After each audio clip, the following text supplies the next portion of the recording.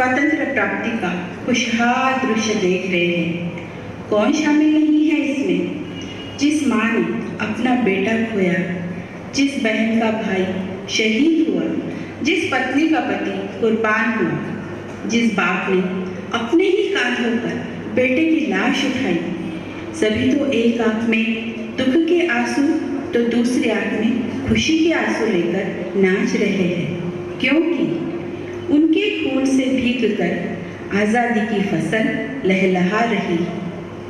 उनकी आंखों में सपने थे कल के सुनहरे भविष्य के। क्या उनके सपनों का भारत साकार हुआ? क्या हम सचमुच आज़ाद है? या भारत जो 67 साल पहले स्वतंत्र हुआ वह सिर्फ कागज के पन्नों पर या विश्व के नक्शों पर ही स्वतंत्र हुआ?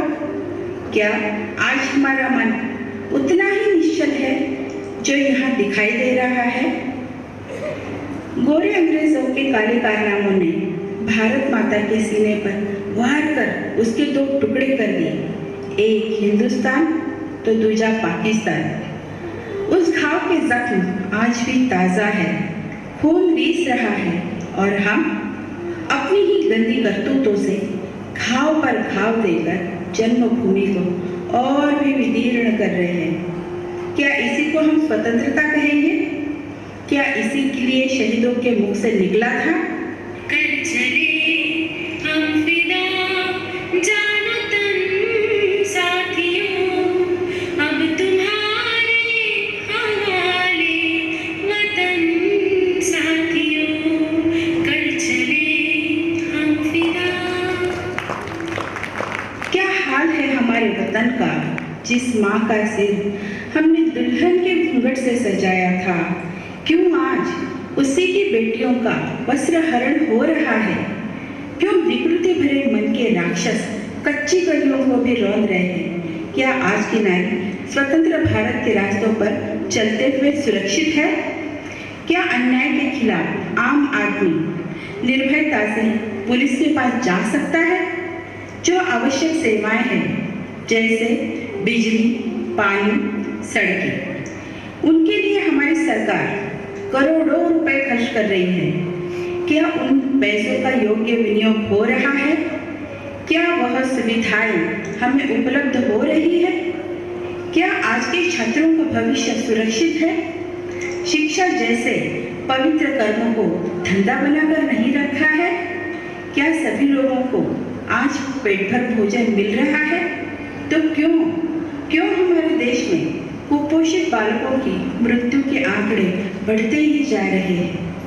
क्या सभी अस्पतालों में सेवा भाव से इलाज होता है? तो क्यों इलाज के अभाव में बीमारियां बढ़ रही है, मरीज मर रहे हैं? मैं और आप हम सभी जानते हैं इन प्रश्नों के उत्तर नकारात्मक ही आएंगे। शायद कभी की दूरदृष्टि ने यही हालात देखे थे और वह कह उठे,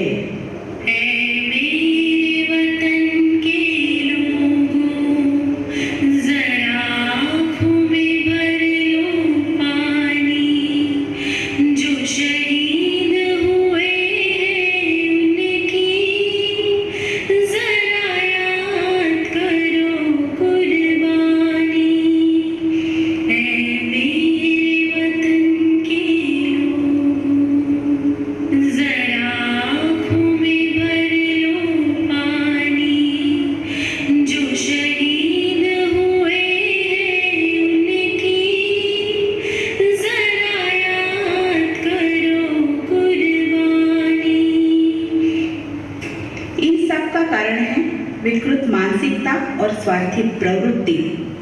स्वार्थ की वजह से मानसिकता विकृत हो गई और यह विकृति ही सब अनर्थों का मूल बन गई है। तन और मन दोनों अशांत हो गए हैं। आओ हम सभी देखें इस अशांति का इलाज क्या है। कैसे हमारे पूर्वजों ने पाई थी मन की शांति, तनाव रहित जीवन और कैसे प्राप्त किया था आरोग्यपूर्ण जीवन। भारत एक ऐसा देश है जिसकी प्राचीन संस्कृति आज भी अनेक आधुनिकताओं को अपने आप में समाहित कर शान से उन्नत मस्तक है। त्याग, सेवा, समर्पण भावना, कर्म प्रधान प्रवृत्ति, इन्हीं मानवीय धन पर भारत के संस्कार टिके हुए हैं। स्वामी विवेकानंद जी ने हमें राष्ट्र निर्माण के लिए त्याग और सेवा, यह दो मूल मंत्र दिए। मानवता की सेवा ही ईश्वर सेवा है। वो कहते थे, man making, nation building, be and make. मानव निर्माण से राष्ट्र निर्माण सुनिश्चित है। इसी मानव निर्माण के लिए हमारे ऋषि मुनियों ने हमें योग विद्या का अनमोल उपहार दिया। योग विद्या को अपनाकर मात्र मानव नहीं, मानव से महामानव, महामानव से देव मानव, देव मानव की यात्रा शुरू होती है अनंत की ओर।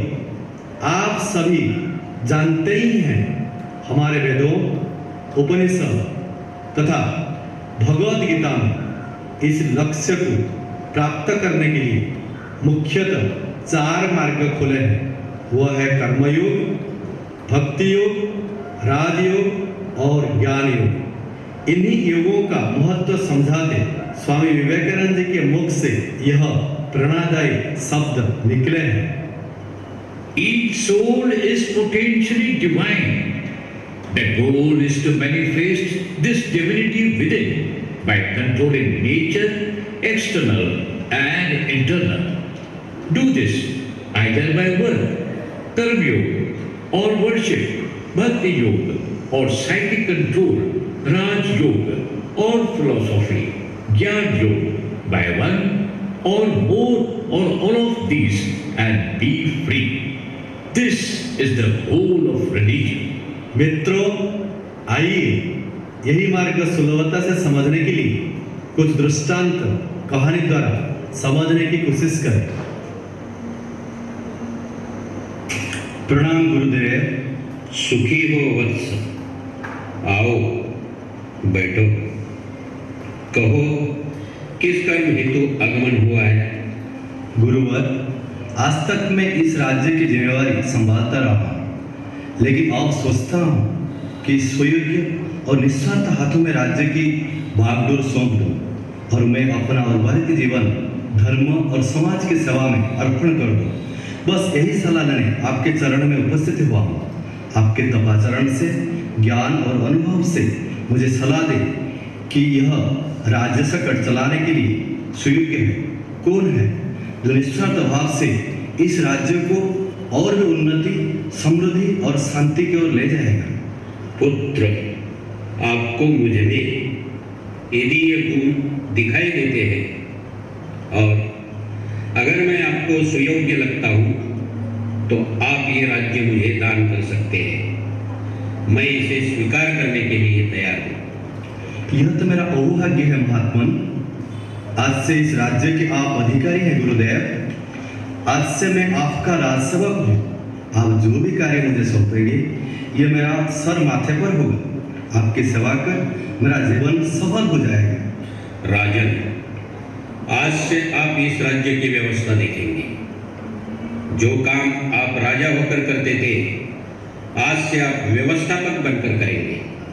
राज्य के विभिन्न क्षेत्रों का कार्य आप सुयोग्य व्यक्तियों को सौंपकर हर दिन की कार्यवाही की जानकारी आप मुझे विदित करेंगे। जो आज्ञा गुरुवर। जो कार्य राजा ने राजा बनकर किया, वही कार्य राजा ने सेवक बनकर जिम्मेदारी से, लेकिन बिना किसी तनाव के और भी सुचारू ढंग से किया। बस कर्म करता रहा, सही मानों में कर्मयोगी बन गया। यही है हमारे संस्कृति का पहला योग, कर्मयोग। कर्म करते हुए मन में भक्ति का भाव जागृत होना अनिवार्य है। संत मीराबाई की जीवन प्रणाली भक्तियों के अलावा क्या है? समर्पण, श्रद्धा और विश्वास से भरी मीरा की कहानी कितनी हृदयंगम है।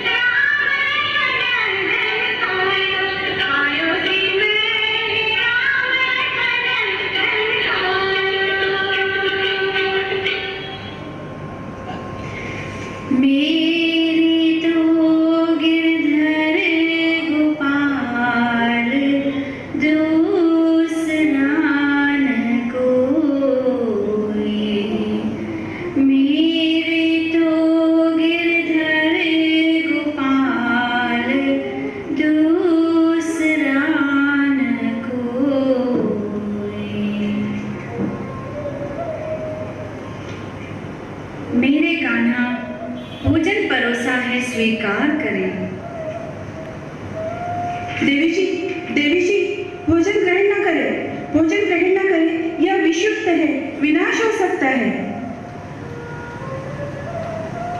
मैं तो यह भोजन मेरे गिरधर गोपाल को अर्पण कर चुकी हूँ और उन्होंने स्वीकार भी कर लिया है। अब तो यह मेरे लिए मेरे प्रभु का प्रसाद है। अब जो हाल उनका होगा वही मीरा का होगा। मीरा का तो कन्हैया से अलग कोई अस्तित्व ही नहीं है। यही है एक भक्त की प्रभु के प्रति श्रद्धा, भक्त का मनोभाव। भोजन विष मिश्रित है, यह जानकर भी मेरे गिरधर नागर मेरी रक्षा करेंगे, यह विश्वास मन में लेकर देवी ने भोजन ग्रहण किया। लोग कहे मीरा हो गई बावरी, लोग कहे मीरा हो गई बावरी, सास कहे कुलनासी रे। लोग कहे मीरा हो गई बावरी, सास कहे कुलनासी रे। जहर का प्याला राणा भेजा, जहर का प्याला राणा भेजा, पीवत मीरा हासी रे। मैं तो अपने नारायण की हो गई आप ही दासी रे। मैं तो अपने नारायण की हो गई आप ही दासी रे। मीरा के प्रभु गिरधर नागर, मीरा के प्रभु गिरधर नागर, बेगी मिलो अविनाशी रे, बेगी मिलो अविनाशी रे। भक्ति की चरम सीमा देखिए, भक्ति की चरम सीमा देखिए। विष लिया मीरा ने और असर हुआ कान्हा पर। कान्हा का सुकुमार शरीर नीला पड़ गया और तभी से वह श्याम सुंदर कहलाया। जीवन संवारने के लिए कर्म और भक्ति के साथ राजयोग का ज्ञान भी आवश्यक है। यम नियमों से बंधी जिंदगी ही पूर्णत्व की ओर जाती है। ओम सहना भवतु, सहनो भुनक्तु, सह वीर्यं करवावहै, तेजस्विनो अधितमस्तु मा विद्विषावहै। ओम शांति शांति शांति। मैं अष्टांग योग की पहली सीढ़ी हूं। मेरा नाम यम है। मेरे 5 निषेध है, जानो और समझो। ये 5 निषेध आपके जीवन की नींव है। सत्य, अहिंसा, ब्रह्मचर्य, अस्थेय और अपरिग्रह। मैं अष्टांग योग की दूसरी सीढ़ी हूं और मेरा नाम नियम है। मेरे 5 बातें आप अपना समझोगे। ये 5 बातें अपनाकर आप अपने जीवन को ऊंची स्थिति तक ले जा सकोगे। शौच, संतोष,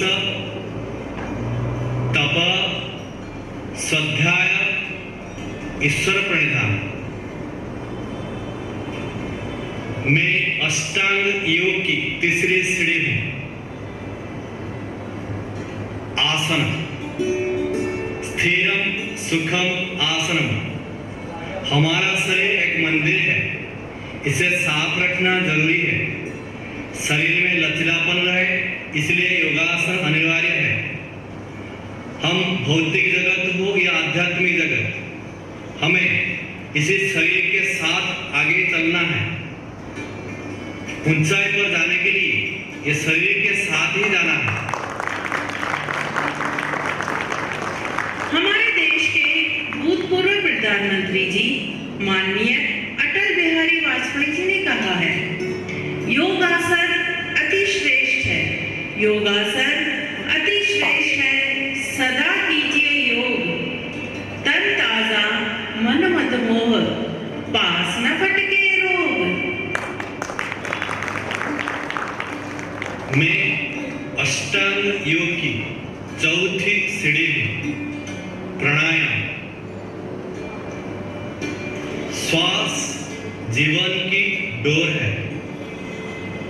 बिना भोजन से हम 10 दिन रह सकते हैं, लेकिन बिना श्वास से हम 1 मिनट भी रह नहीं सकते हैं। प्राणस्य आयाम प्राणायाम तस्मिन् सति श्वास प्रश्वास योगति विच्छेद प्राणायाम। स्वस्थ शरीर निर्भर करता है कि किस तरह आप श्वास लेते हैं और छोड़ते हैं। The quality of life, quality of health depends on your quality of breath. प्राणसेनं वसे सर्वं त्रिदिवे यत्र प्रतिष्ठितं मातेव पुत्रान् रक्षस्व श्रीश्च प्रज्ञास्य विधेयिन इति। मैं अष्टांग योग की 5वीं सीढ़ी हूँ। शरीर प्राण को जानने के बाद अभी जानना है इंद्रियों को। मैं हूं प्रत्याहार। स्वस्थ रहना ही जीवन का लक्ष्य नहीं, यह एक माध्यम है प्राण के बाद इंद्रियों को जानने और समझने का। स्व विषय संप्रयोगे चित्तस्य स्वरूपानुकार इवेन्द्रियाणां प्रत्याहार।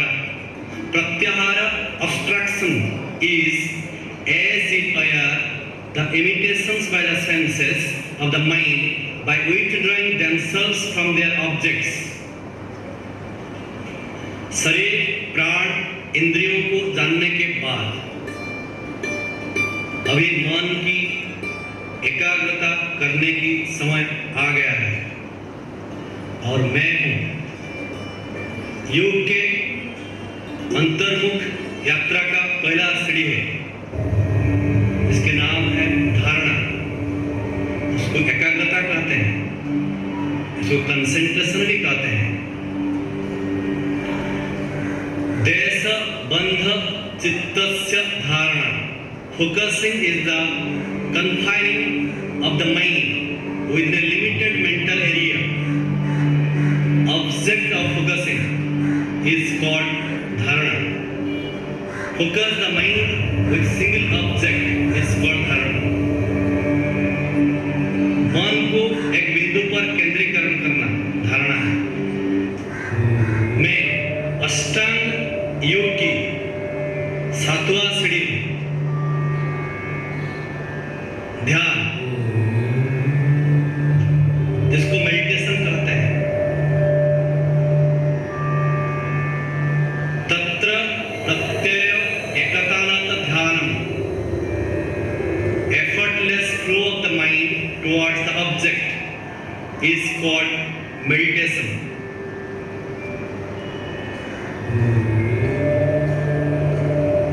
प्रयास रहित एकाग्रता को ध्यान कहते हैं।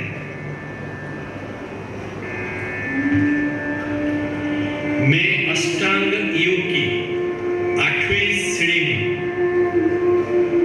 जिसको समाधि कहते हैं। थॉटलेस स्टेट ऑफ माइंड, जिसको एनलाइटमेंट भी कहते हैं। तदेवार्थ मात्र निर्भासम स्वरूप शून्यमेव समाधि। The same meditation, when there is consciousness only of the object of meditation and not of itself, the mind is called samadhi.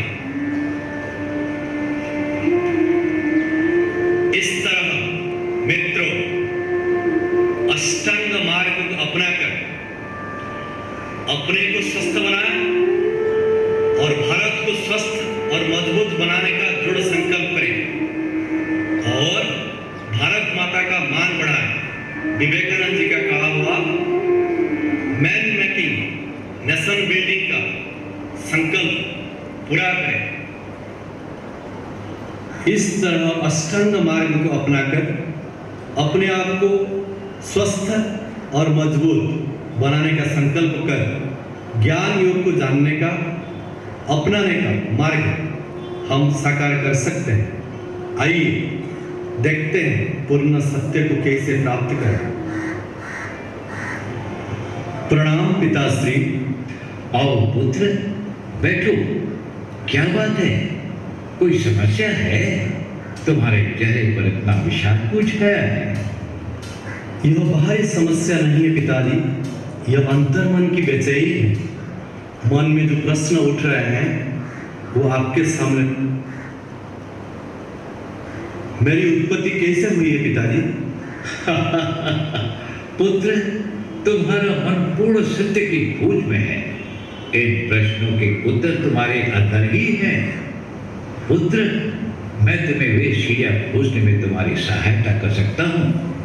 पूर्ण सत्य प्राप्त करने की विधि बताता हूँ। मुझ पर अनुग्रह करिए पिताजी। मैं आपके बताए मार्ग पर चलने के लिए दृढ़ संकल्प हूँ। पुत्र, आंखें बंद करो, लंबा और गहरा सांस लो, मन को एकाग्र करो, मन की गहराई में जाने का प्रयास करो। भीतर, भीतर और भीतर। हाँ, क्या अनुभव कर रहे हो पुत्र? अद्भुत, अद्भुत पिताजी। मेरी समझ में आ रहा है सभी की उत्पत्ति अन्न से हुई है। अन्न से सभी की उत्पत्ति हुई है। मुझे खुशी हुई तुम्हारी विचारधारा सही दिशा में प्रवाहित है। तुम्हारे अंदर सत्य की खोज करने की इच्छा निर्माण हो गई है। इसी संसार में जब तक इंसान संपूर्ण सत्य को प्राप्त नहीं करता, तब तक वह पूर्ण आनंद प्राप्त नहीं कर सकता। अब मैं तुम्हें साधना का सूत्र बताता हूं। उस सूत्र को आत्मसात करके सत्य को प्राप्त करो। तुम ध्यान मुद्रा में बैठकर अंदर आती हुई और बाहर जाती हुई सांस को देखो। उसको देखो, देखते रहो, देखते रहो। पिताश्री, मुझे एक नई ऊर्जा की अनुभूति हुई। अब सब कुछ प्राणमय लगने लगा है। मुझे लगता है सब कुछ प्राण से बना है, प्राण से। तुम्हारे अनुसंधान से मैं बेहद प्रसन्न हूं। तुम सत्य के करीब हो, लेकिन ये संपूर्ण सत्य नहीं है। अब तुम ध्यान मुद्रा में बैठो, श्वास के सूत्र को अनुभव करो। अब तुम ध्यान मुद्रा में बैठो, श्वास के सूत्र को अनुभव करो। तटस्थ भाव से अपने मन में चलते हुए विचारों को देखो। तुम देखोगे श्वास और विचार एक तालमेल में चल रहे हैं। तुम सत्य को निकट से जान पा रहे हो। पिताश्री, मुझे एक नई शक्ति की ऊर्जा दिखाई दी। वाह, मैंने सत्य को जान लिया। अब पता चला सब कुछ मन से उत्पत्ति हुई है। धीरज रखो पुत्र, धीरज रखो। मैं जानता हूं कि तुम्हारा अनुसंधान सत्य के निकट पहुंच रहा है, परंतु संपूर्ण सत्य को जानने के लिए और खोज करनी होगी। मेरी समझ में नहीं आ रहा। मुझे हर बार ऐसे लगता है मैंने सत्य को पा लिया है। मैं आज अपने आप को आपके सामने समर्पित करता हूं। आज तक आपको मैंने पिता के रूप में देखा है, परंतु आज से आप मेरे गुरु हैं। गुरुदेव, मुझे मार्गदर्शन दीजिए। मैं संपूर्ण सत्य को जानना चाहता हूं। तथास्तु वत्स, तुम्हारी प्रगाढ़ निष्ठा, भक्ति और धैर्य शक्ति तुम्हें जरूर मंजिल तक पहुंचाएगी। अब तुम फिर ध्यान मुद्रा में बैठो, आंखें बंद करो, मन में चलते हुए विचारों को देखो। कुछ भी मत करो, तटस्थ होकर देखते जाओ। तुम्हारा मन धीरे धीरे विचार शून्यता की ओर बढ़ता जा रहा है। तुम बिल्कुल शांत होते जा रहे हो। गुरुदेव, मुझे एक नई शक्ति की ऊर्जा दिखाई दे रही है। वो है विज्ञान। लगता है सब कुछ विज्ञान से बनी है। शून्य, परम शून्य, शून्य, शून्य, शून्य। वत्स, आंखें खोलो, तुमने पूर्ण सत्य को प्राप्त कर लिया है। गुरुवर, अब मेरा मन निशंक हो गया है। मेरे सारे प्रश्नों के उत्तर मिल गए हैं। अब प्रश्न कुछ भी बचा ही नहीं। सब कुछ आनंदमय है। सब कुछ शून्य से पैदा हुई है। सब कुछ निस्तवता से पैदा हुआ है। सत्य है पुत्र, तुम्हारे प्रश्नों के उत्तर तुम्हें मिल गए हैं। तुमने पूर्ण सत्य प्राप्त कर लिया है। सत्य की खोज के प्रति तुम्हारी प्रगाढ़ निष्ठा, कर्म, भक्ति और श्रद्धा से मैं अति अति प्रसन्न हूं। समाधि अवस्था में तन, मन, आत्मा आनंदमय ही आनंदमय हो जाता है। चिरंजीवी हो पुत्र, चिरंजीवी हो। मैं उपकृत हूँ पिताजी। बहुत बहुत धन्यवाद। कर्मयोग, भक्ति योग, राजयोग और ज्ञान योग, किसी भी एक मार्ग को अपनाकर हम अपना जीवन परिपूर्ण बना सकते हैं, या चारों योगों को अपनाकर अपना ही पूर्ण रूप से निर्माण कर सकते हैं। खुद के निर्माण से मानव समाज निर्माण, समाज निर्माण से राष्ट्र निर्माण कर एक आदर्श, संपन्न, खुशहाल और आरोग्य संपूर्ण देश बना जा सकता है, और साथ साथ मुक्ति प्राप्त करके जीवन सार्थक बना सकते हैं। आज हम इसी जगह पर प्रशांति कुटीरम में इकट्ठे हुए हैं। वो भी तो 4 योगों से संपूर्ण है। हमारे गुरुजी डॉक्टर नागेंद्र जी इस बात का प्रत्यक्ष प्रमाण है। प्रशांति कुटीरम में सेवा भाव से कर्मयोग की साधना की जाती है। मन में भरी श्रद्धा भक्ति योग दर्शाती है। यम नियमों का पालन कर यहाँ का जीवन क्रम और कर्मबद्ध है, जिसमें राजयोग भरा है।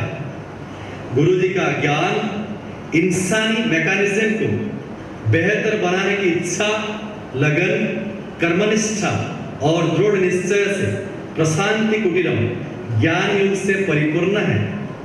यही कारण है कि आज यह एक विद्यापीठ के रूप में विस्तीर्ण जगह पर शान से खड़ा है। आज हम और आप जैसे योगाचार्य संपूर्ण देश में, विदेशों में भी फैले हुए हैं। यह गुरु जी की कृपा दृष्टि और आशीर्वाद ही तो है। स्वामी विवेकानंद जी के विचारों का बेमिसाल उदाहरण है गुरु जी। तनाव, लगाव से मुक्त, आसक्ति और विरक्ति से निर्लिप्त आचरण जैसे उनमें समाहित हो गया है। गुरु जी के अथक परिश्रम से एस व्यासा जैसी मानव निर्माण की संस्था स्थापन हुई है, जहां पर चारों योग का ज्ञान मिलता है।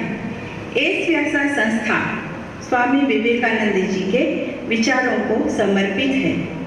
हम यहाँ भाग्यशाली हैं जो यहाँ ज्ञान प्राप्त कर जीवन के प्रति एक सकारात्मक और नई दृष्टि प्राप्त कर सकते हैं। इस संस्था में आकर हम अपना नया जीवन शुरू कर सकते हैं। इसलिए हमारे प्रेरणा स्रोत स्वामी विवेकानंद के लिए हृदय की भीनी भावना से होठों पर शब्द कमल खिलते हैं।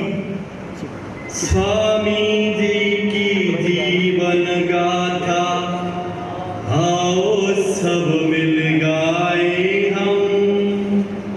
ये है भारत भाग्य विधाता, इनको गले लगाए हम, इनको